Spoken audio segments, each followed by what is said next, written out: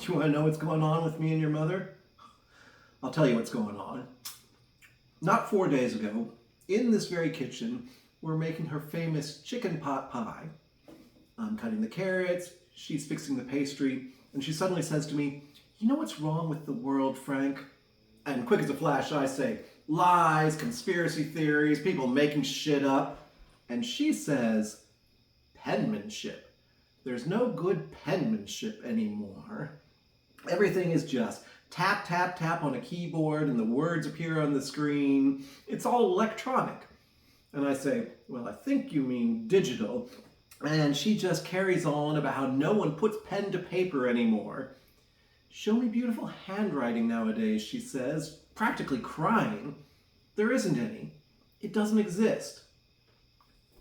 Well, you know me and my big sympathetic ears. I listen to her. I take it all in, including her sighs and her deep breaths and her sniffles, and I can tell that she's upset. So I say, "Who gives a fuck about penmanship?" At this point, there is this big silence, like she's shocked or something. So I take that as an invitation to keep talking. "No one's weaving tapestries anymore either," I say, "and yet there are still some very pretty artworks being made out there. They're just using different materials, that's all. Things change, but that doesn't make it worse, just different." So I go back to my carrots, because it seems to me that I have explained the problem sufficiently to set her mind at ease about the lack of decent penmanship in the world. But apparently not. She starts crying and saying, "You don't understand." And I say, "Look, Angie, the world is on fire. There's wars everywhere. The climate is fucked. Refugees are fleeing their own countries. People are starving. They're living under bridges. It's only a matter of time before the next pandemic. Inflation is a bitch. Greed is killing us all. This planet has a million problems, but bad handwriting ain't one of them." And then she looks at me, and she's weeping. There's snot everywhere, and she says, "I just want things to be how they were when everyone was happy." And I say, "I'm happy. I'm in my kitchen with my beloved wife of 23 years.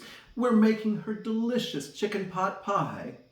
We have a wonderful home, a beautiful daughter, the world's best dog. Hell, we've got 2 amazing goldfish. What more could I want? I am happy." And she says, "Oh, come on, Frank. You know that's not what I mean." And I say, "No, I don't. Tell me." And she just goes back to everything's changed and life isn't as good as it used to be and all that crap. And then she says something that really fucked with my head. She looks at me with those gorgeous green eyes and she says, "Frank, I don't see beauty in the world anymore." And I just stand there, looking down, quiet. You can't poo-poo a statement like that.